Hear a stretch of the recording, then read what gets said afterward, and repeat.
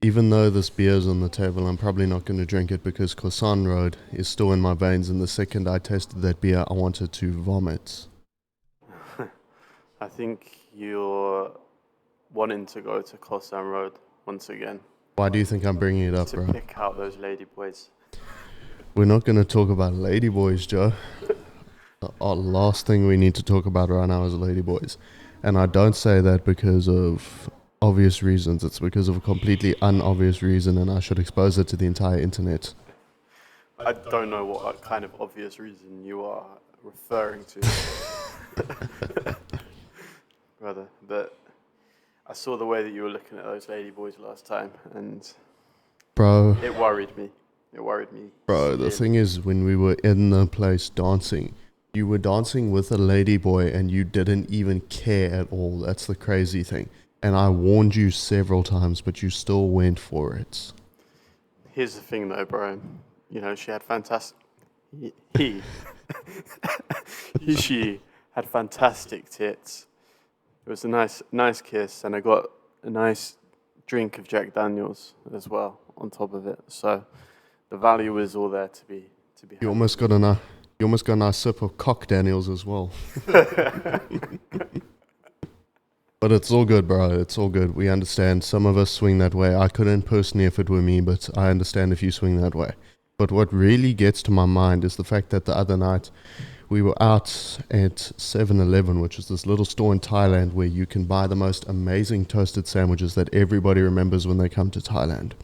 But the thing is, the guy at the till or buying station, whatever you call it in Thailand, took one look at Joe and he was trying to put his words together and eventually got to asking Joe if he was a fucking lady boy. And just for clarity, the reason why Reeghan absolutely loved this is because I've been rizzing girls since the moment that he's been gotten into Thailand. His cold approach game has been 0 out of 10. And so, you know, that little ladyboy comment from the 7-Eleven guy just kind of boosted your little confidence, your ego a little bit, which is fine. I know Bro. that you were taking the piss, bro. Bro, it's all good, I understand. But the problem with cold approach is if you want a cold approach, you need to be sure that you're cold approaching a woman.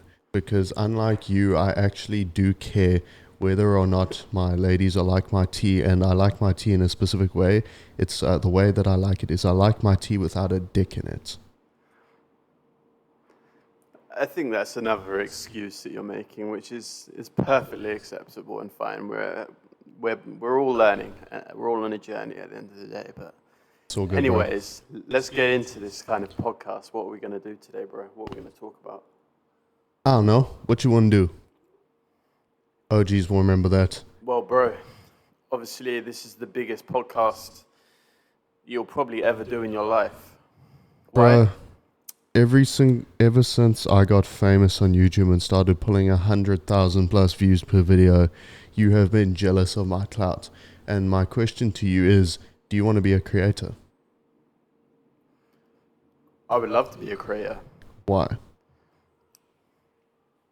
because we are in the world of attention nowadays. If you want to have any form of influence over people, if you want to improve people's lives, there's a lot of men out there that are probably listening to this podcast, or boys, simp boys, that need to raise their level of testosterone. They need to get in shape. They need to improve their confidence, get results in their life so that they don't feel depressed and want to kill themselves or commit suicide. I don't know if I'm allowed to say kill themselves on this podcast on YouTube, but Bro, I think that we have said a lot worse things than kill yourself on this podcast. But I understand where you're coming from. My thing is, do you think that influence and one person having influence over so many people is a good thing? absolutely not. I think that there needs to be many people that are influencing people, and it needs to be a circle of people that all hold each other accountable to what they're saying and what they're doing. But Most important thing is obviously that they're walking their talk and they're doing exactly what they're saying in their content, right? So you've obviously just become famous on YouTube for calling out one of the biggest self-improvement YouTubers. So, bro, what's the deal? Like, what's your beef with Hamza? My beef with Hamza, bro. The problem with Hamza that nobody mentions, that nobody has come up with, that nobody has said anything about, because they have not been paying attention to the law of cause and effect. Everything has a cause and everything has an effect. And the problem is you have two fucking people. You have men and you have women. And you have social media in the middle that has completely divided them and completely fucked up the dating scene. And you know what is a big proponent of fucking up the dating scene? It's the fact that people like Hamza are spreading a message to men that they have to be absolutely perfect in every department in order to fucking have a relationship and have a happy family. They have to be extremely rich, making over $100,000 a month. That is the new fucking standard. They have to be so fucking shredded that everybody would believe that they're on steroids, and they have to fucking talk to Jesus Christ himself in terms of spiritual development, and they have to have all of these things just to get a woman and just to live a happy life. And you know who purports those types of messages is people like Hamza and Andrew Tate. That is why they're a problem. Does that make sense? I disagree. I think the reason why I don't support Hamza is because he's chatting a lot of this stuff in his content, talking about how good he is with women and all the rest of it, but he's not actually living what he's talking about. But I think at the same time, all of those things that you mentioned are things that every man should strive to do and strive to become. Why? Why not? It's not that men shouldn't strive to become these things, Joe. Because men should absolutely strive for these things, and they should always be striving for purpose and masculinity. But the problem is that it gives people a prerequisite to love.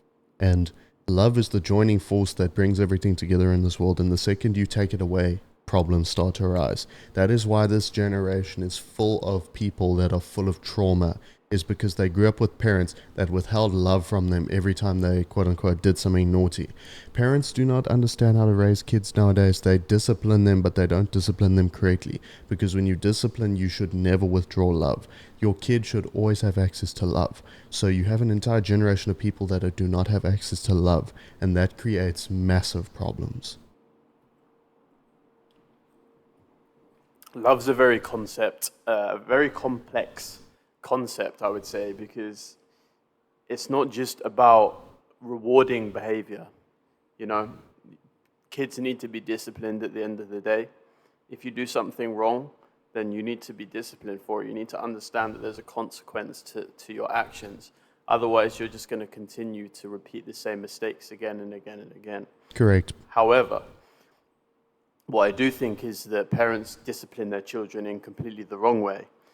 And they scold their children when they make mistakes or when they do something wrong, rather than teaching them and educating them about, you know, why they shouldn't do a certain thing. You know, if they choose to put their hand in the fire, then it's their own fault at the end of the day. But if they've been warned that what's going to happen if they put their hand in the fire, you know, then it's a forewarning and it's fair enough, right? But a lot of kids don't receive that kind of education. They're not explained to why they shouldn't do a certain thing. And as kids, it's a natural tendency to want to be curious and want to do things and want to explore the world, right? So, you know, naturally as kids, or for kids, they want to be themselves. They want to explore the world. They want to do naughty things, whatever. You know, I'm sure that you did naughty stuff when you were a kid. I know you still do naughty stuff now, and I'm exactly the same, right? Because that's how we're like designed as human beings, just naturally, right? But there's certain stuff that I think, obviously, that you shouldn't do, and if you don't learn those lessons as a kid, you're going to take them into adulthood, and you know, either become on one side of the spectrum just a very good boy, very people-pleasing, very nice guy, and you'll basically lose in every department in life. Or the other extreme is becoming Joe. Is becoming Joe. is becoming narcissistic, sociopath, Is becoming Hamza. psychopath, who doesn't care about anyone else's feelings or emotions and only cares about themselves and what they're doing, aka Hamza. Hamza. So aiming for that middle balance, as you say, it all comes down to love. Yeah, I don't think there's any issue with discipline because kids can be naughty little fuckers at point, and they can, especially young men, is they can cause so much damage when they're a kid if they're not disciplined correctly. But love should never be withheld. Let's say a kid causes trouble and you want to discipline them. You say, go to your room, and the second they overcome that state of being full of shit, the second they're back to normal, you bring them back and you say, good job, buddy, for overcoming that. Because then they learn to overcome challenges. They don't learn that they can't have love from their parents. Because the second they learn that they cannot have love from their parents, they are fucked for life. And there's been enough generational trauma and enough issues.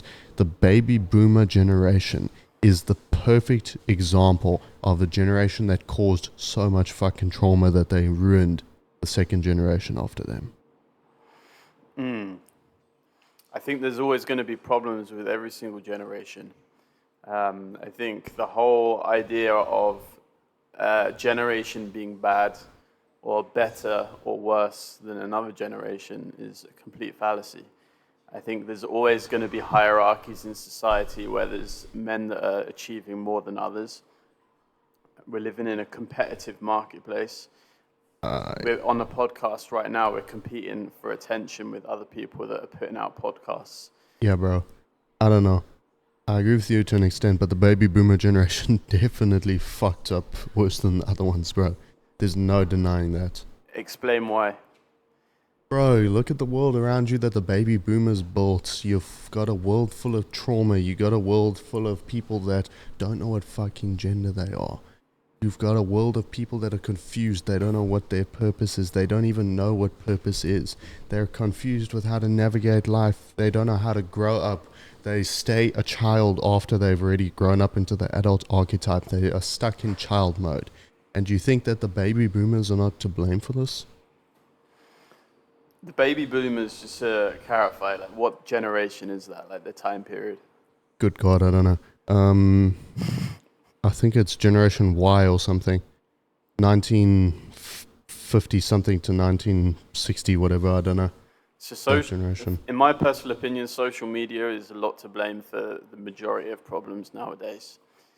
Because as the saying goes, if you separate the scholars from the warriors, you get a generation of weak men leading a bunch of bimbos. I can't remember exactly how that saying goes, but it was something along those lines, where the social media and this gap that we have created between our intelligent people and our warriors has now bred a society of strong men that are idiots who are being led by weak men who are smart, because the weak men are the ones that control the social media because they have the brains to build this type of shit, build this technology. And the problem is, you separate them, you get all these problems. If we just brought each other fucking together and worked together, like me and you, for example, I'm the brains and you're the brawn of the equation, if you know what I mean. I thought I was the beauty, but I agree with what you're saying. I mean, if I look back and like think about guys in the kind of generation that you're talking about, very passive. You know, it's all about pleasing other people. It's about pleasing your wife. Happy wife, happy life. You know that saying, yeah. Mentality. And I think love, as we were going back to before, love is created in the environment by the mum and the dad. So the more the mum and the dad love each other, the more they're like willing to battle things out and go through thick and thin together to get out to the other side. Like I think that is what a real relationship looks like. Like relationships nowadays, I think, are very plastic. You know, like either people separate very quickly without actually putting in any work, or Brev, you're part of the problem. So am I. Very voodoo. or the alternative is they just kind of live in a very superficial relationship where they don't confront any of the issues or any of the problems that are going on in the relationship because both of them are too scared. And obviously, the man is should be the most dominant force in their relationship. The man is responsible for tackling the issues and confronting them and resolving them. So if he's not taking the lead, which is basically what most men don't do nowadays, especially in that generation, then you're left with a loveless relationship. What do you think is the cause of all of this? The fact that women are seeking much higher status men than they technically have access to, and men are becoming weaker and not taking on the leadership role within relationships. I think a big part of the problem is men getting into relationships before they're ready to be in a relationship. So I think your 20s should be really about figuring your life out, should be about getting in shape, building financial stability, all of the things that you actually need to live a life which is not devoid of problems. There's always going to be problems in your life, but the kind of problems that you want to be dealing with when you're an adult, right, and not the kind of same problems that you want to be dealing with when you're like 18, 19 or 20, right, where you're broke and like you've got all this shit going on in your life. That's not the kind of stuff that you want to be dealing with when you've got a wife and kids, obviously. For sure. So I would say, a lot of guys want to get into a relationship too early, and it's because they're lonely and they're needy. And that's something that you've got to kind of sit in yourself. You've got to realize that you're not going to be happy and fulfilled just by getting a girlfriend. You need to start doing some work on yourself.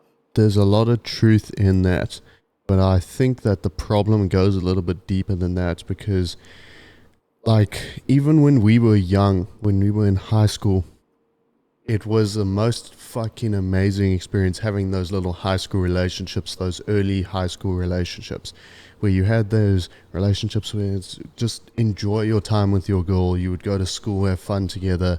Those relationships were so wholesome and enjoyable. But that just fucking seems like it disappeared completely. And a lot of men can attest to this, is the fact that just disappeared completely. And you know what the problem is, Joe? The problem is weak men with their fucking instant gratification. You know why? Because men work hard to go and achieve the three things that they perceive to make them attractive, which is looks, money, and status. Or looks, network, and status. Let's call it that. Those three things, they work so hard to achieve them, but then they forget to develop their game. They forget to develop how to actually talk to women. So they leverage all of these things to go and get women. And what do? They go and date and they go and have fun with women that are like 5 levels below them. So then these women think, oh, I have access to this now. This is the type of man I'm going to chase. So then you get the situation where 80% of women are going for the top 20% of men, and the 80% of men are competing for the bottom 20% of women. You get this situation because of instant gratification, because men are lazy. They're too lazy to go and look for women who are either a level above them or on their own level. So they always go below them just because they want to get their dick wet. And that is the problem with this generation. It's fucking pornography. Is everybody is way too fucking horny. So then you get this little situation which fucks up everything. You mind if I have this, bro? Huh?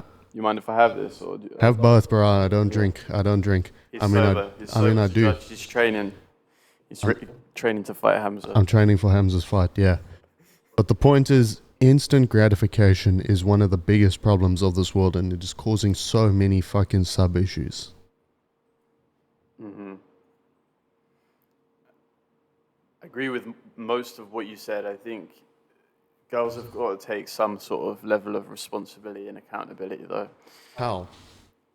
Because if they're, if they had higher standards of themselves, and this really goes back to trauma again, like there's a lot of very, very beautiful girls that I see that are with dead average guys, and Like, from my personal opinion, there's no excuse not to be in good shape, right? That's like a number one.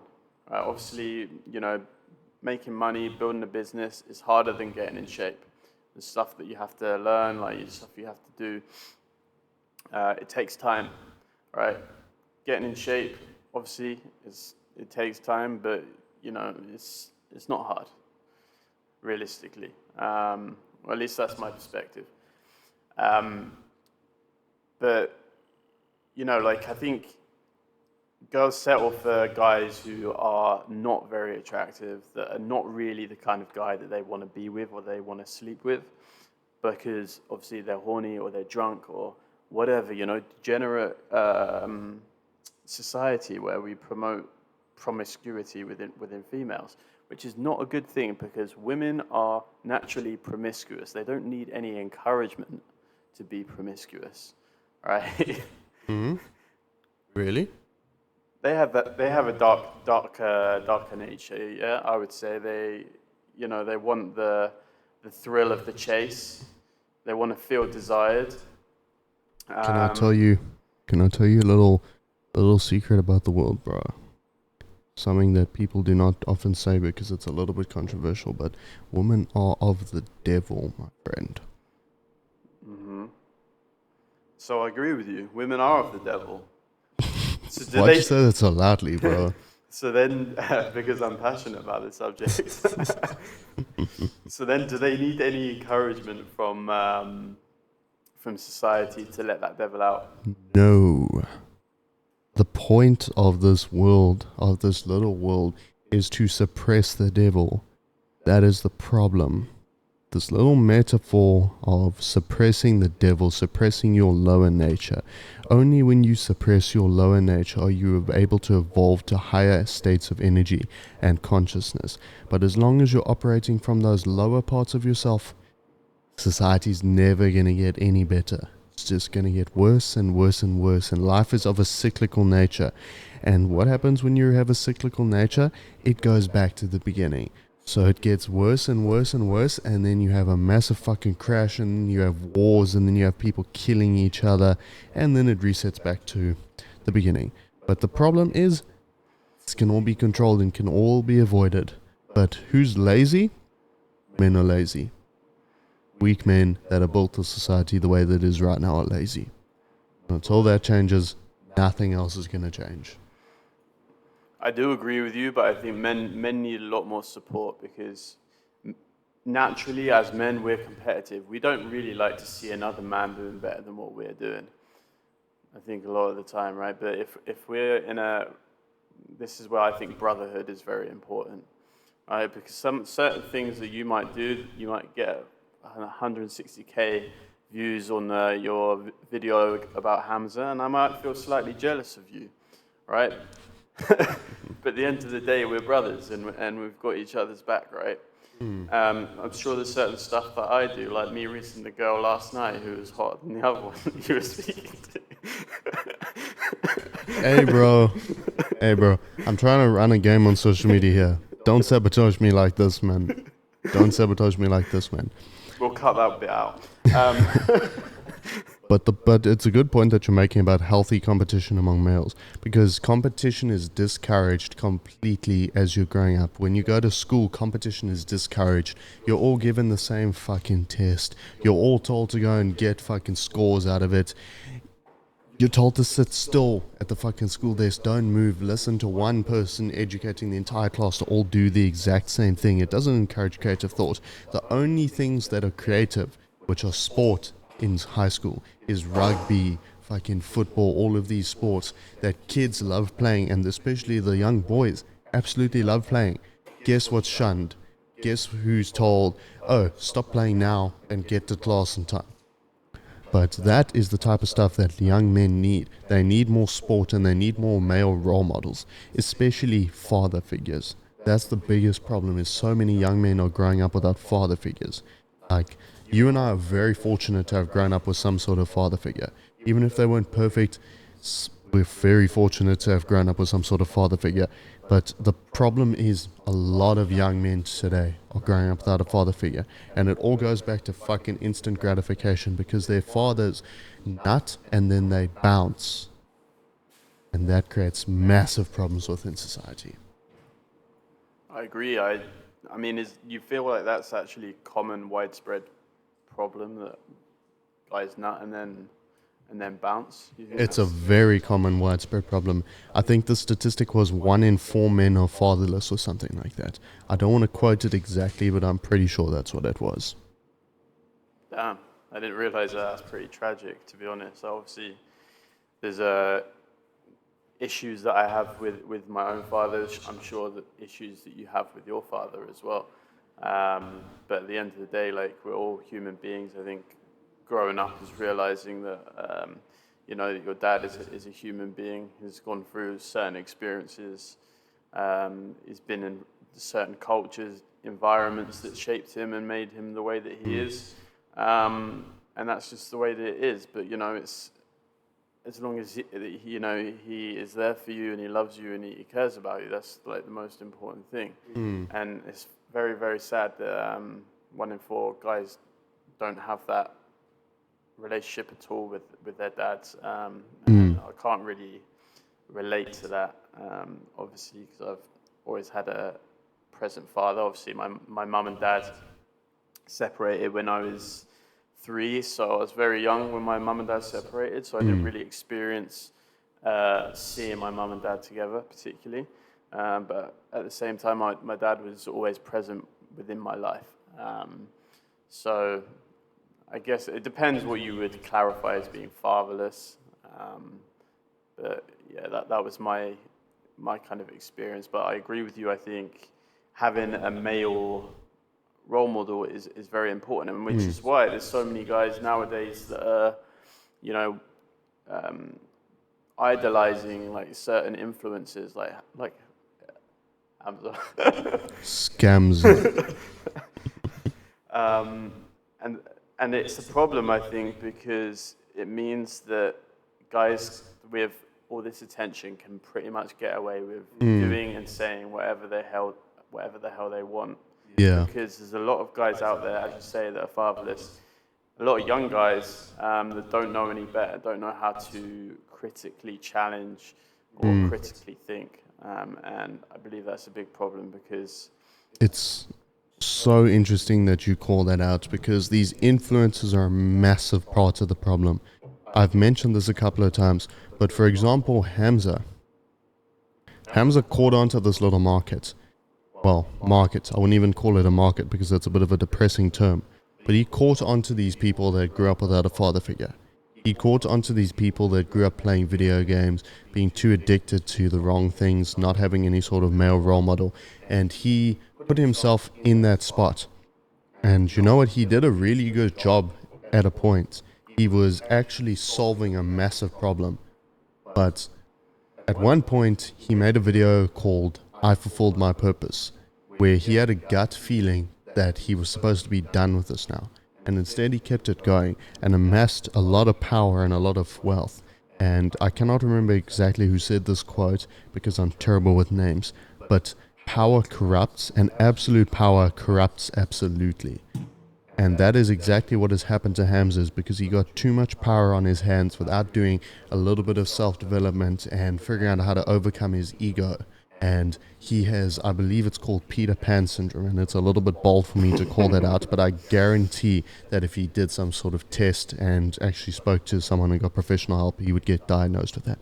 Because the problem with Hamza is he has a very hurt inner child, and that manifests itself in his outside world through his ego, where his only measure of success in his life is material success, such as wealth, such as the amount of girls that he's sleeping with, such as, I don't know, whatever the fuck else Hamza likes to do. But he doesn't find true fulfillment in anything that he does. half-naked wrestling. Half-naked wrestling on grass, playing fucking rugby where he jumps on his fans. That shit was so weird, bro.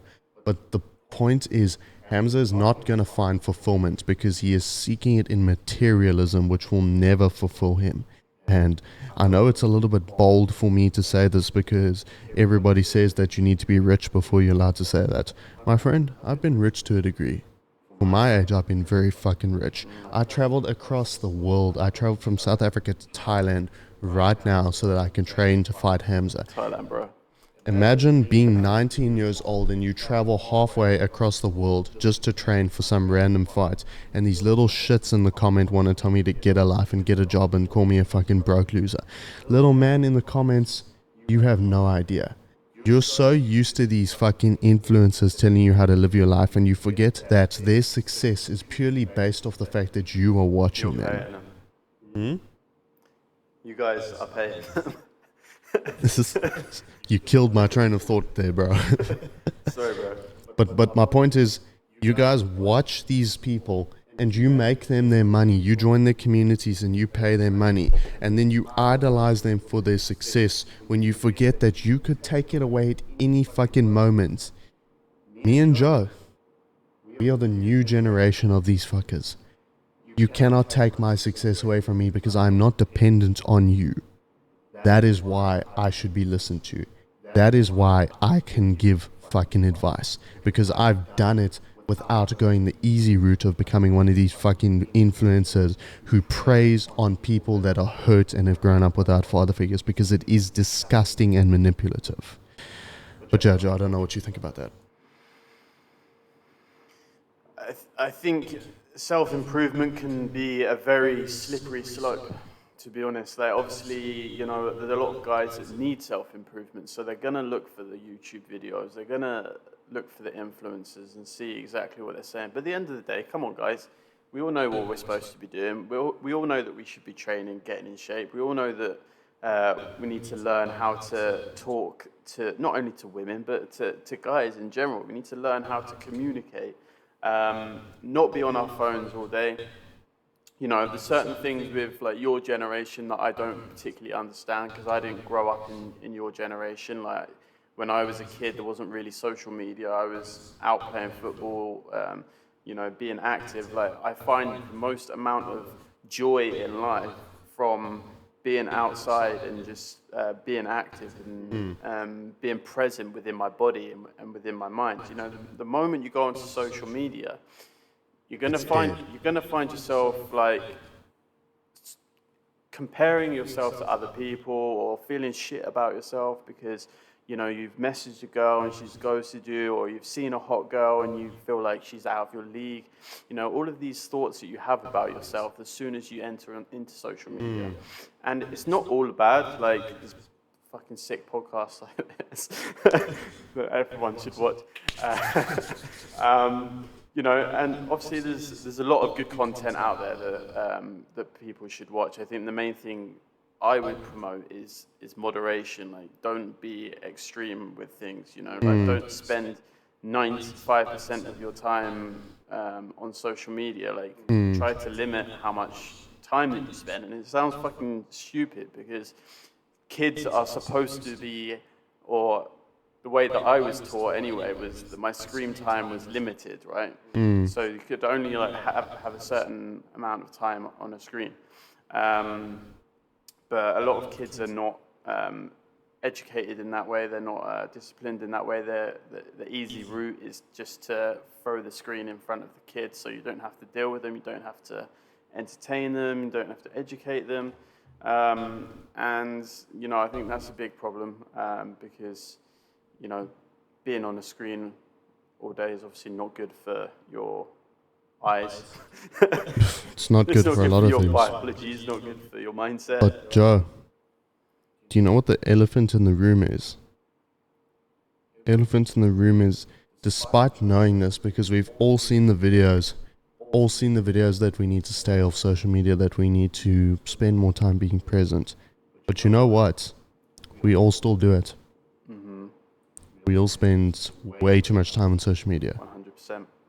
You can't even go outside and enjoy anything anymore because everyone else is on social media. You're completely disconnected. It's like there are two groups of people. You got the people that have already made it, the people who already taken all the money, disappeared, and then they hang out in their little groups and exclude everybody else. It's really almost impossible to get into those groups now of people that are supposedly following these rules. And then you have everybody else who's kind of the normal people who have kind of been lost out of the equation, and they're all stuck on their phones. So then you get people that are within this little mix who are kind of awake in their mind, but they feel as though they are a slice of butter that is stuck between a moldy piece of bread and a thin layer of caviar. You got the perfect little Muppets with their fucking millions and millions of dollars, millions and followers that everybody idolizes. Then you got people in the middle who are confused with what to do, they're confused where to find their group, and then you have everybody else who's completely brain rot, fucked up, and not even trying. So, for these people that are kind of in the middle of the mix, what advice would you give to them? Because I feel like they're the most lost at the moment. For my personal background, I would say focus on money. I think it's very important. Whoa. Pause. Okay. Let me hear where you're coming from. Not necessarily focusing purely on making money, but learning about money, understanding money, understanding how to budget, saving your money, investing your money. I think those are very important things, because I think once you escape the time for money paradigm, I think your life completely changes, and it gives you access to a completely different world, where you have a lot more freedom of choices, of things that you can do.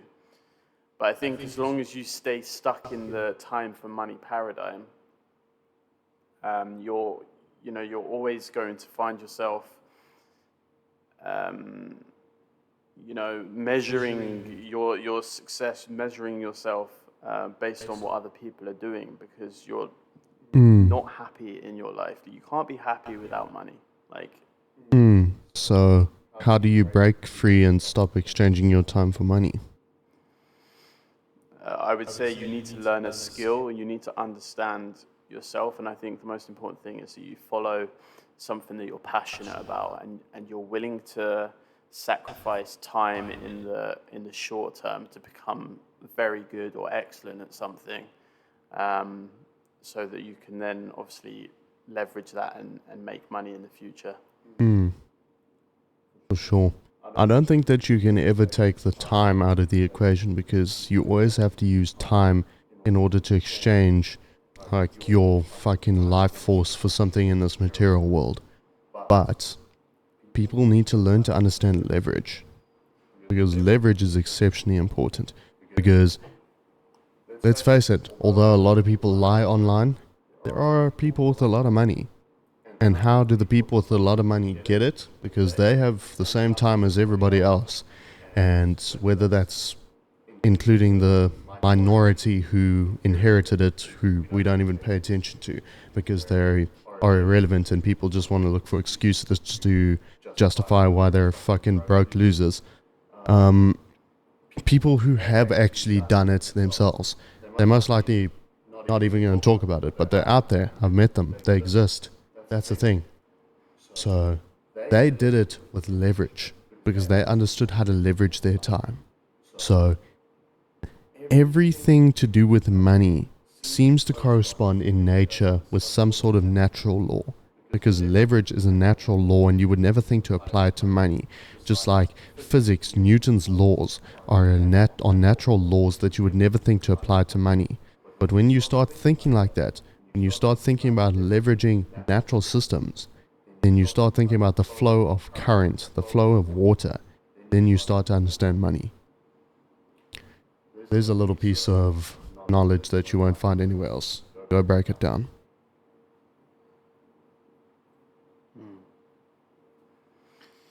I think intelligence is very important.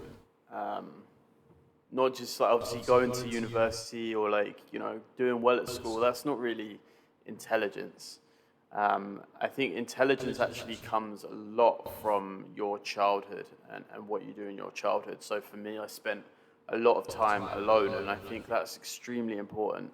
Because when you spend time alone, you naturally find that you have to start you have to start solving problems for yourself. You have to work things out in your mind because obviously you're on your own. You've got a lot of time to think about certain things. You've got time to think about fucking death and, you know, understanding death and, you know, like all of these things like religion, all of these bigger things that, you know, a lot of people don't even think about nowadays because they're connected to social media. They're thinking about, you know, swiping the next girl on Tinder and fucking her. So, obviously kids aren't doing that, but, you know, No comment. they're in, they're in the playground or whatever, you know, they're on their screens. But Joe, sorry to interrupt you, bro. The thing is, I was thinking about that. But the problem is that ignorance is bliss.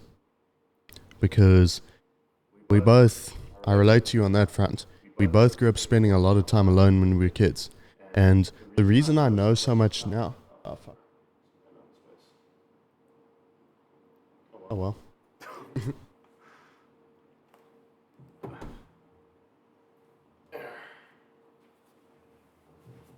I'm sure it's enough there to get a good podcast. Do you want me to delete some stuff? Yeah, I think that's enough, bro. Yeah? I think that's enough. I was yapping a bit towards the end anyway. That was good though. I liked that. Yeah, it was pretty fun. It's kind of more conversational than what I'm used to. For sure. Got your mind working. Bit more like real. Yeah, got your mind working. Yeah, that's good.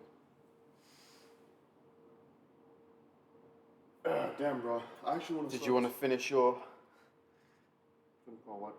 your speech My speech. or your thought? I can't for the life of me remember what it was, bro. I'm only that smart in flow state. Trust me. But what I was kind of getting at is like, what is better? Because we spent a lot of time alone. Now it's like helped us, but we're both kind of fucked up in our minds because you need to be fucked up in your mind in order to do this shit. So is it comfortable? No. So is it worth it? I think, yeah, but I think bliss is a bit over it. It's not bliss, really, is it? It's a mediocre existence. I don't think that most people are in bliss. Hey, bro. When they're watching Netflix. Hey, bro. I see most people in their own little worlds, and I get jealous of them. I don't. Like, the things that I think about and thinking about the fact that other people don't have to think about that shit depresses me.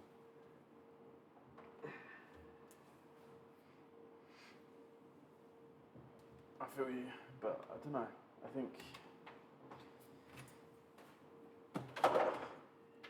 you're 19. Like, think of like the things that you're doing right now as a 19-year-old compared to other 19-year-olds. It's not good.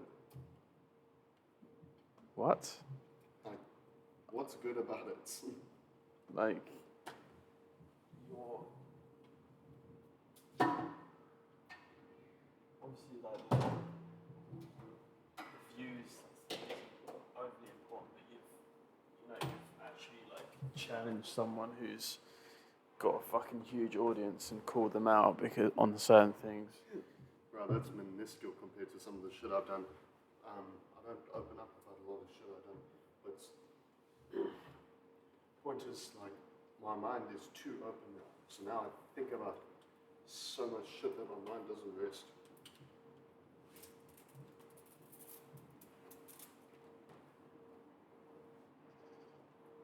I think a lot of things will be solved by money, which will be around the corner. The problems will get 10 times worse, but it's a different Not necessarily. set of problems. Yeah, they will get way worse. But I think you learned from. I hope you learned from before. That money's. You can have money and you can use it in a way where you're trying to impress other people and it's never going to make you happy. True that. But that's a pretty sick lesson to learn at the age you learn it, to be honest, because I think most people that are rich might never learn that lesson or will take a long time to learn that lesson. Yeah. Problem is the world has built me up to such a fucking point with everything, all the adversity that's put me through, and some force knows that the second I gain power, it is going to be havoc wreaked on this earth.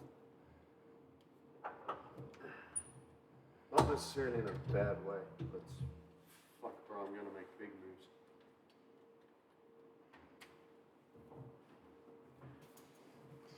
I don't know, man.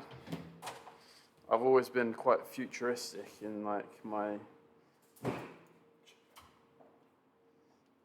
I've always like looked at like futuristic movies and thought, you know, that's not actually too far from what actually could happen. So I'm never actually too surprised by it. Do you think the Earth's flat? Hmm? Do you think the Earth's flat, honestly? I don't really know. I don't really think that's a huge issue anyway. I think the bigger issue is like social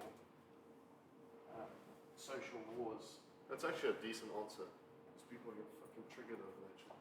Like, bro, we have bigger problems.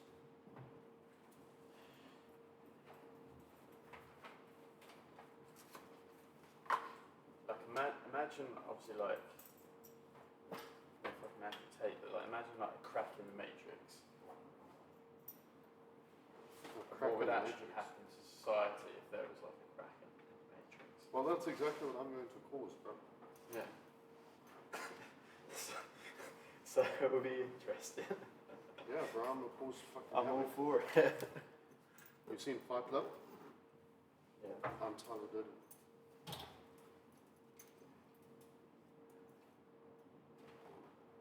Well, I'm gonna join you on Fight Club.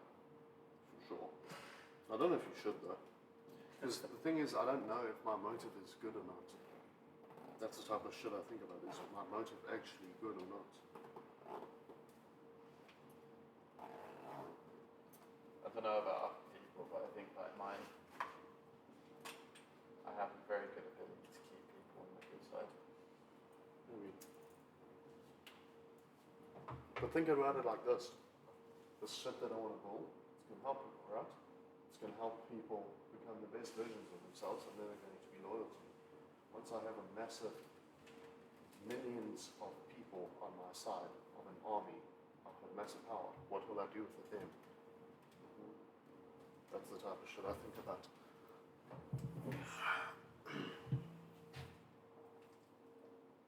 Where's that card at?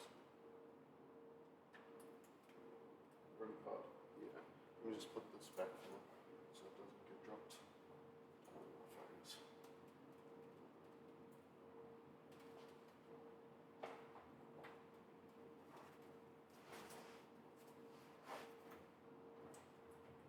I'm getting better and better at flow state on this book.